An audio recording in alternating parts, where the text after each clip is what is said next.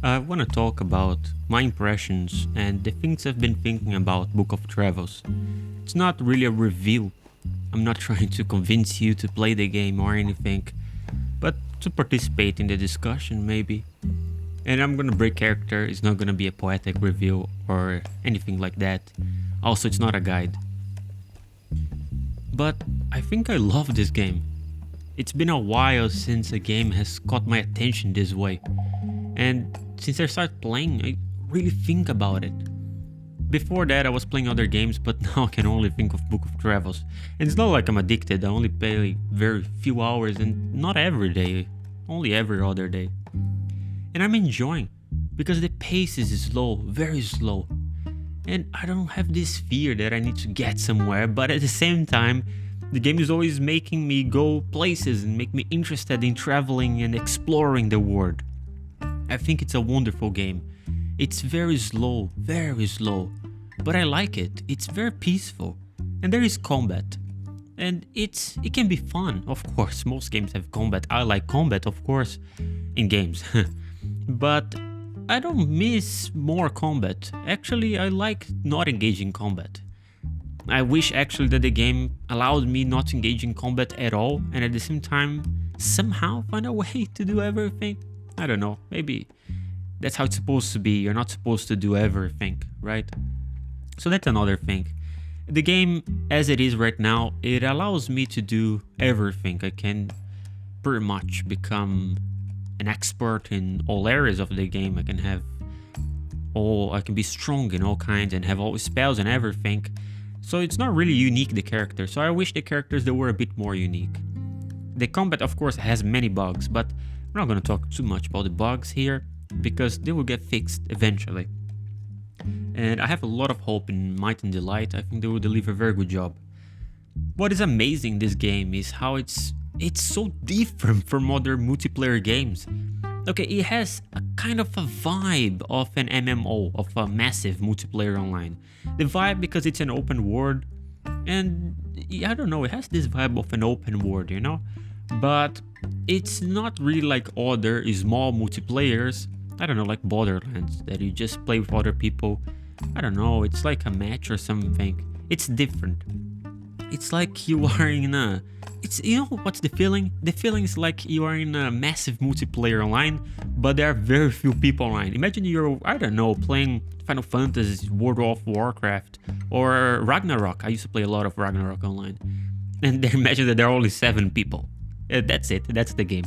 And it's so beautiful because of that. I had some similar experiences playing MMOs before, where I was really far away from everything and suddenly I would find someone. Okay, it was very rare to have these experiences, but they were quite nice. Book of Travel is really amazing in this aspect about finding other people because you cannot talk to them, you can only use the emotes. And I really like it. I think we need to give time for a language to evolve. There is a theory of language by David Lewis, a philosopher from, I don't know, about 50 years ago, maybe a bit more.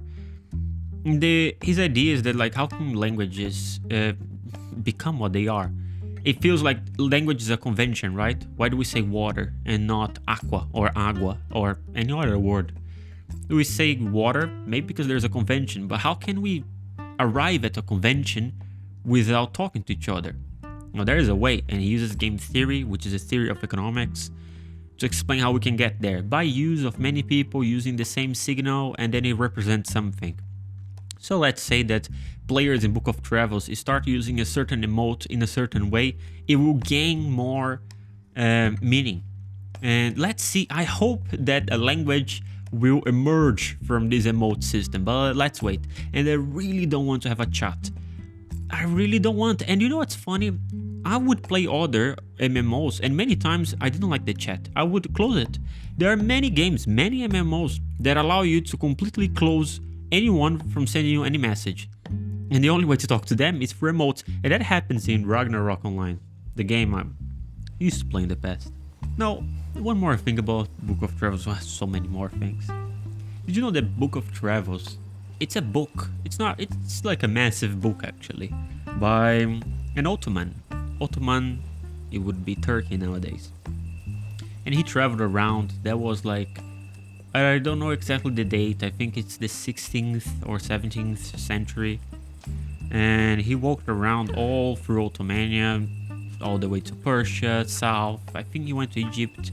He went to some places in Europe, not too much to Western Europe, but Eastern Europe he did. And it's amazing the places where he went. I mean, it's not really amazing the book itself. It's like you're reading someone who traveled those places, and there is a lot of bad things in the book that I didn't like. But anyway, I'm not going to talk about the book. But in the book, it's called Book of Travels. He talks a lot about first the companion, then the road. This is an expression, and it's not actually Turkish, it's Arabic. In Turkish is Onse yolda sonra yol, and in Arab it's Evel Refik Badel Tarik. I'm not pronouncing correctly, I don't know Arab. And it's a very beautiful one. First the companion, then the road. But I feel like Book of Travels gives us the road and then the companions.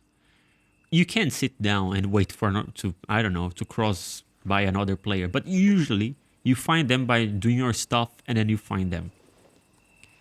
But I think it's nice to remember this. First the companion, then the road, when we are playing the game. At its best, the game is like Spirited Away, Chihiro. You know that Japanese animation?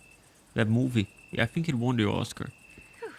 You know, in that movie and many other movies from Studio Ghibli, the people just walk together and you don't really know why they're walking together. In Spirited Away, she takes a train, and in the train she has some companions. And it's not clear why they're there, but they're there and they're traveling together. It's another sense of togetherness. It's not very strict. It's everything very light. It's a very light kind of sociality. It's not like you enter in a guild and you have to turn on your, I don't know, some kind of voice set chat. In my time it was TeamSpeaker, TS. But nowadays you can use Discord and all of these things, and you have to talk to them, and it has to be at 8 o'clock because there is a war between guilds at 8 o'clock on Wednesdays. You have to be there. It's nice. It's quite nice. I like it. Not gonna lie, I enjoyed it quite a lot. But at the same time, it's so nice that there is a game exploring a different way of interaction. Much lighter, much lighter. And we have these in the real life, and I think that's quite nice to see in a game. Now, these are just my first impressions of the game. The game will expand a lot, and I will accompany it. I created this YouTube channel just to devote myself to this game. And really, I don't know, it opened some things in me. Because when I first came across the game, it was many months ago. Well, I didn't play. I did back then in Kickstarter, but just before they released the game in Steam. But ever since I found the game, I've been really interested in travels. I got many books about travels, more lyric books about travels. And I thought there would be more poems in the game, to be honest. I don't know why I thought that all NPCs, when they talk, the way they talk, it would rhyme. But it doesn't. But there are some poetic things in the game. I wish there were more, to be honest. There could be more. But it's a great game, and it's inspiring me to read and to do other things as well, to drink tea. So I really like the game, and it's been a really great pleasure. And I don't know, in a way, it's like allows me to breathe a little bit. And I guess that's it.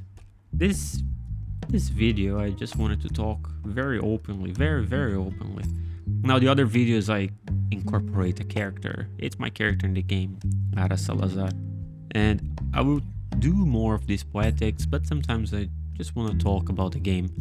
And that's it. If anyone from Mind and Delight ever sees or hears this, I just want to tell you that I love your game. Really.